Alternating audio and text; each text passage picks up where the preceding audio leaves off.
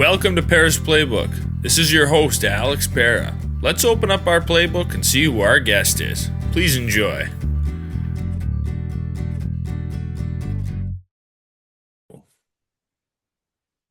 Welcome to episode 228 of Pera's Playbook. Today we're joined by Doug Toby, and some of you might remember him as Arturo Aardvark from Red Dawn. But we're going to talk about Red Dawn, his experiences with that, acting, getting out of acting, and whatnot. But we're happy to have you on the podcast. How's it going? Going well. It's going well. Thanks for inviting me. It's a pleasure to be here. Are you in California? Yeah, I'm in the Monterey area of California, kind of central California, just a couple hours south of San Francisco, right along the coastline there. So beautiful, beautiful spot. You guys have nice weather right now? We've had kind of a heat wave. For us, a heat wave gets into the 80s. We actually had a few days in the 90s on the inland areas, but I grew up in Southern California where we regularly broke 100 degrees in the summertime and had lots of hot weather down there. So this is a pretty mild climate comparatively for California, and it's probably part of the reason there's a lot of draw to be here because it's a super mild coastal climate year round. Yeah. I'm in Michigan, so we still got snow on the ground. Okay. Yeah, spring wants to come, but it just hasn't come yet. Spring is here. Spring has hit California with a fury. It's like summer came landed way early, but not complaining. Right, right. So, what got you into acting when you were younger? Yeah, so as a kid, I remember probably third, fourth grade, I started doing stage plays at school, and I just loved it. For whatever reason, when I was on stage, I just really enjoyed the feeling. It came easy for me to memorize lines and memorize blocking and stage blocking, all that kind of stuff. So I just always kind of had a passion for performing. I performed in a lot of different plays and stuff as a young kid. I started doing some acting classes. I was living in Santa Barbara at the time when I was a teenager with a guy named Gary Goddard who was teaching these classes. And Gary, great guy, was starting to manage a few young actors, including Eric Stoltz, who everyone knows, Tony Edwards, a few other people that were these sort of Santa Barbara kids. Um, and Gary picked me up as well, and so we started going down to Los Angeles for auditions. I think one of the first things I got was an episode of Rockford Files. Got to be on that show. I got to be on Hill Street Blues. This is going back. This is the '80s, right? But these are some really great, iconic shows and television shows. So I got the bug. I really enjoyed working in the film industry, and then it just went from there. So I did several things when I was young. Um, and then by the time I, turned 18 and started going to college, I was working so much in LA that I moved from Santa Barbara to LA and just went in, full time into the film business. What kind of a role did you have in the Rockford Files? Did you meet James Garner? Yeah, I got to tell you, James Garner was a heck of a kind human being. Here I am, I'm a 15-year-old kid on one of the first shows, and James Garner is James Garner. He's Jim Rockford, right? He's an icon. And they're setting me up. I get on set. We're filming on location in Pasadena, and they got me in my little trailer. And Jim Garner comes out of his way to come knock on the door to my trailer, introduce himself, welcome me to the set. He didn't have to do that. Um, and he was just kind and just gracious, great actor. I enjoyed working with him. I played in that show, which was called I think it was called Just a Couple of Guys. It was about sort of a mob family. And my dad was a mob guy, mob boss, and he had some rift going with one of his, adversaries. And my big thing, I'd ride up on a little 10-speed bike carrying a dead chicken, a real dead chicken, and fling it over the gate to this other guy's property and whatnot. And interestingly enough, the guy, and I'm drawing a blank on his name, the guy who wrote The Sopranos actually wrote that episode. And that character was like Tony Soprano. That the character's name was Anthony. Was like a little mini Tony Soprano in that role. And this was going back way into the '80s, so long before the Sopranos were ever born. But yeah, that was my role, and that was a fun role. Yeah, that's pretty cool for sure. So, how did you get Red Dawn? How did you get your role as Aardvark in Red Dawn? And that was that was it. That was a great casting process, and there's some really great stories of the people that got cast for that film. Any film, big film like that, you're going for multiple auditions typically, right? You kind of have a first audition, then they have callbacks, and they want to see you again. They narrow the field down, and each time in the callbacks, they may have you read a different scene or whatnot. You usually start with the casting director, then you get moved into the producers and the director and whatnot. Um, and in that one, there was actually some scenes from the original script that weren't in the film that they had me film to do some film takes on. And the particular moment in the script was when my character Aardvark, which again, this wasn't in the film, but in the original script, it was he was just done. His father had been killed, he's lost his family, that there's, death all around and whatnot. And you could sort of see in his eyes and his soul that he was just done, right? Like he was finished. And the film test that they did on that, John Milius said that was the thing that convinced him that I was to play that role because of that screen test, and how that played off. And he could see, sort of the dead soul in my eyes in that screen test. So that's how I got cast. My good friend Brad Savage, who played Danny in that film, shared with me and on one of his audition uh, callbacks or whatnot, and he was going in to read with John Milius, the director, that he went in fully in character, and at the end of his scene, just pulled a grenade and rolled it under John's desk and walked out. And John thought that was really cool. John was a real character. Yeah, So that is cool. I mean, that was some of the biggest young actors of the 80s, and a lot of them it was their like first big movie.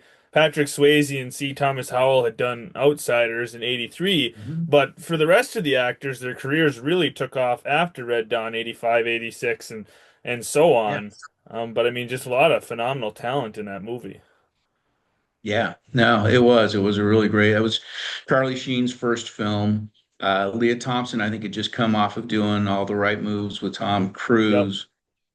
Jennifer Grey had done some other things, but she hadn't done a lot yet either. So it was, yeah, and just as, I mean, a great group of people. So everyone in that sort of ensemble cast, they all had their unique qualities and characters, and they were all.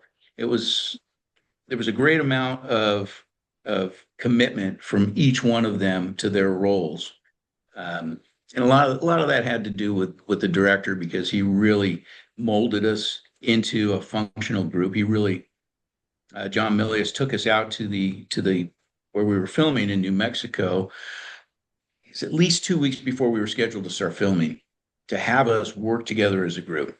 He brought us together. We sat down together. We talked together. Um, we went over the script and whatnot, and then he sent us out into the field with mercenaries, these ex-Green Beret mercenary guys that were to train us, to teach us, military maneuvers.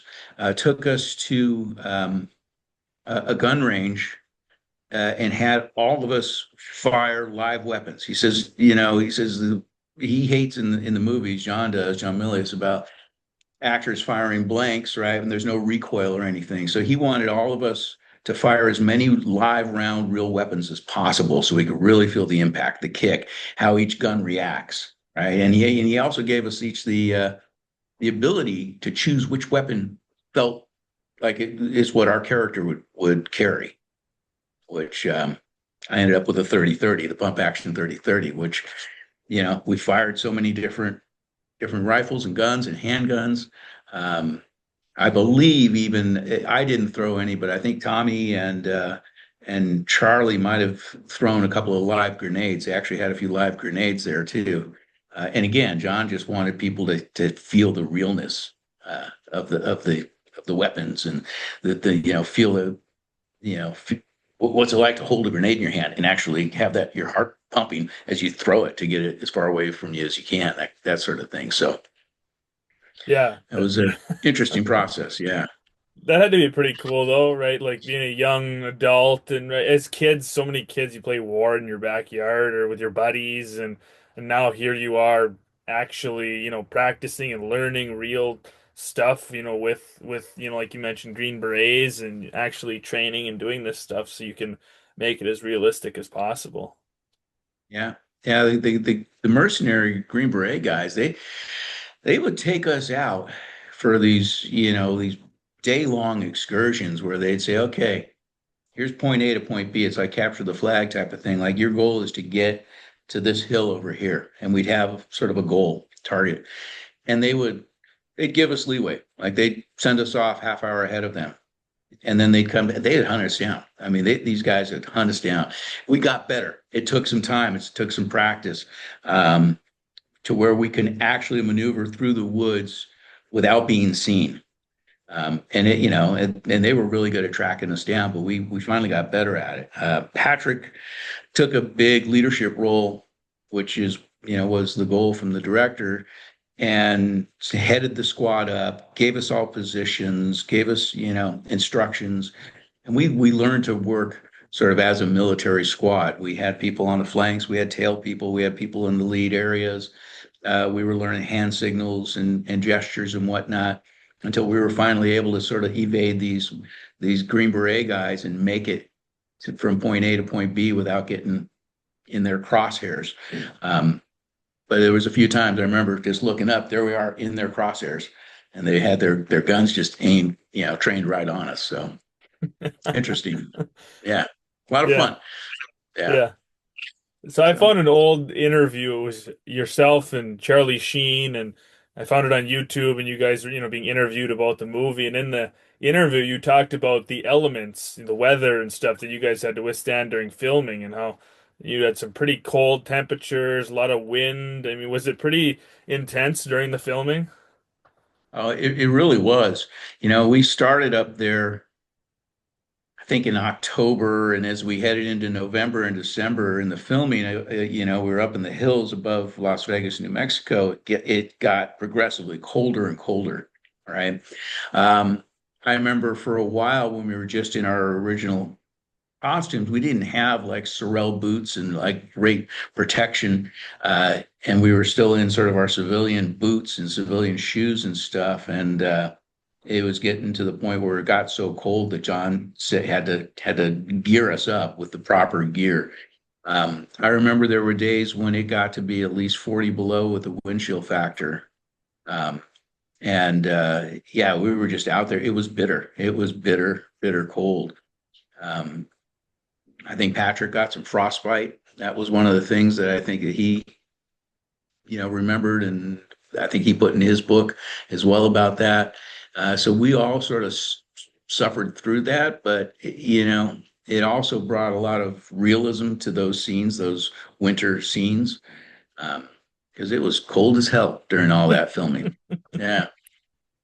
Yeah, it sure beats the Hallmark movies where they film them, it's 80 degrees in California and they got the fake snow plastered on the trees, right? Like you don't have that authenticity like you're talking about where you're actually freezing your ass off. Yeah. No, it was authentically cold through most of the filming of that movie. So. Do you still keep in touch with many people from the cast, or did you, soon after the film to this day? Right after the film, we were all pretty much in touch because most of us we lived in Los Angeles at the time. Patrick and I got to be really good friends during the filming. So he and I actually drove back from New Mexico together to LA. We spent, when we finished filming, we wrapped, he and I drove back. I spent a lot of time with Patrick. He and I got the closest to him than any other cast member during the filming. Uh, he and I used to go ride horses together back in LA before he bought his ranch out in Silmar. He and I were learning to rope cabs and stuff together. We spent a lot of time just driving around LA and hanging out. And then I spent a little bit of time too with Tommy and Darren and Brad. Brad and I actually kept in touch for several years and we're good friends as well, Brad Savage. I saw him, I don't know, 10, 12 years ago for the first time, but you know, we all sort of went our separate ways, a few years after the film. We were busy with other projects or whatnot. So, uh, So I haven't been in touch with any of those folks in a very long time. Do you ever get asked for, or how often do you get asked for appearances for, to talk about the movie or whatnot? Fairly regularly because they've done releases of, there was a Blu-ray release where they wanted some interviews. So I had some probably three or four different interviews with different magazines, companies that were releasing special edition versions or anniversary versions of the film. Um, I'm going down to Los Angeles in May. There's a thing called the Hollywood Show, which has a lot of former actors and whatnot from older shows, TV shows, and film actors and whatnot. I'm going to go do that coming up. Um, and I still get an incredible amount of letters and fan mail and people that just say, hey, this was an iconic film in their childhood or something they grew up watching, and so uh, I've been asked a few times just to weigh in and have interviews like this. Did you watch the remake that they made in 2012 or whenever it was? Yeah, no, I did see that. It's been a while, and hey, no discredit to that cast or crew, but yeah, I think the general consensus was it really was it didn't match up to the original, right? Yeah, I Uh, agree. It's not horrible. It's just it's some. I feel like they do that a lot nowadays. Where they try to do a remake, they'll change a few details to try to make it different, and they're all right, but they never stack up against the original films. I mean, it's hard to beat those original movies, whatever franchise it is. yeah, yeah. So you did some other acting. You did a movie with Robert Forster, Walking the Edge. You did a movie with Chuck Connors, The Summer Camp Nightmare. I tried to find those, like stream online, and I couldn't find them anywhere. But what was it like to work with some of those big actors? Chuck Connors, the Chuck Rifleman. Chuck Connors is really cool. I mean, he's the rifleman, right? So for those of us that remember that show, that was an iconic show for me as a kid growing up watching the Rifleman, and yeah, like, he's like 6'7". He's a tall guy, big guy, and he had a great sense of humor. He was really fun to work with. The other cool thing, in fact, I did an interview for someone who studied that film and I think he's a teacher and he shares that film somehow with his class or something. Um, and there are versions of that available, but it's hard to find. The other cool thing for me when I was filming that, we filmed that up in the hills in Malibu. And while I was filming it, um, as you have a lot of downtime as an actor, right? So I always used to take my guitar with me. I play guitar, sit around the set, or in this case, it was set in a summer camp, so off somewhere playing guitar. And the guy who was doing the soundtrack, this guy named Ted Neely, who played the original Jesus Christ Superstar. So he's a well-known actor and musician. And Ted Neely heard me playing this song, and it was I was writing the song about the summer camp, right? And he liked it, had me play it, and he said, "Let's put that in the movie. Let's put that on the soundtrack." So I actually got soundtrack credits and songwriting credits for that, and they threw that in the movie, which was kind of a cool little bonus to say, yeah, hey, I got a little soundtrack credit. That was fun. Yeah, that is cool. I mean, you're just writing songs for fun as kind of a hobby and ends up getting stuck in a movie. I mean, that's pretty cool. Yeah, yeah. So, but yeah, I mean, I worked with a lot of other really cool people. I worked with Lee Van Cleef. He had a show called The Master, which is another show from mid 80s, I think, mid to late 80s, something like that. He's a famed for the good, bad, and the ugly, and just Oh all yeah. the spaghetti westerns and all that. And Lee Van Cleef, he was a real character. So he was great to sort of work with, and um, on and on. Lois and Clark did the Superman show with uh, was it Terry Hatcher and Dean Cain. That was fun because yeah, I got to get sort of blown up, and Dean King catches me in his arms, and so I get carried around by Superman, and yeah, so lots of fun experiences working on sets in Hollywood. So I always had a good time. Yeah. So how come you stopped acting? I was down there for a long time. I was born and raised in Los Angeles, and then I lived in Santa Barbara for a while, moved back to Los Angeles. So I'd spent a lot of my life down there. As I was hitting sort of that 30 mark, it's turning about 30, 31.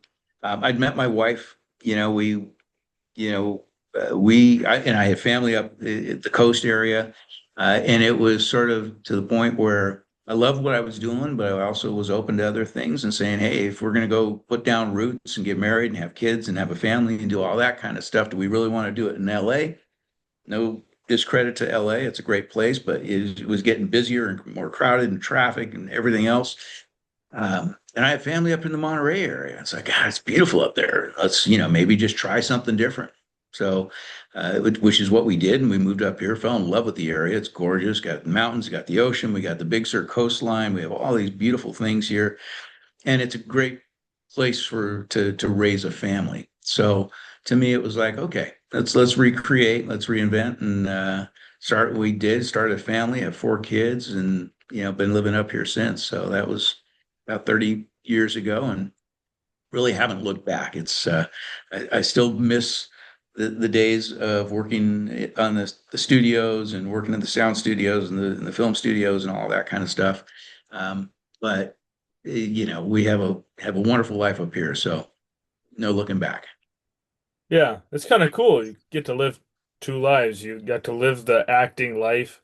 Now you're getting to live a different life, and you still have all those memories and experiences from acting. And now over the past 30 years, you've built different memories and experiences. So, I mean, you've got the best of both worlds. Yeah, I'm not complaining. Yeah. So Yeah. you're a realtor now? Yeah, no, and came up here and yeah, my mother was an attorney. She had a broker's license. I got my real estate license and just sort of started selling houses. And it's a great place to sell houses because it's sort of a destination location. So there's always a market here. A lot of second homes, a lot of people that want to come up here for retirement homes or second homes, vacation homes, all that kind of stuff. So it's a pretty active market. So, and the price point's high, which helps you earn a decent career or a decent living up here. So I've been doing that for a long time now, and that it's been fun and enjoyable all in itself. And that's again, whole different world than acting. But there's also some similarities, right? Because hey, when I'm selling a property or staging a property or getting it ready for market and trying to market it and broadcast it and whatnot, it's a stage for me, right? So Yeah. I'm still on stage in a way. Yeah, for sure. And did you say when we were talking on the phone that you've got kids that are going to be heading off to college here pretty soon? Yeah, yeah. I've got kids that were going down to take a look at some colleges actually this week with one of my kids. I've got four kids, two that have graduated and two that are in high school. So it's been a busy life for the last many years. Yeah. Yeah, for sure. What are your hobbies? What do you like to do for fun as a family or whatnot? Well, I mean, we always love to travel. We love to go places. Living up here, we've always done a lot of camping, fishing, hiking. We've got hiking trails and stuff all around here.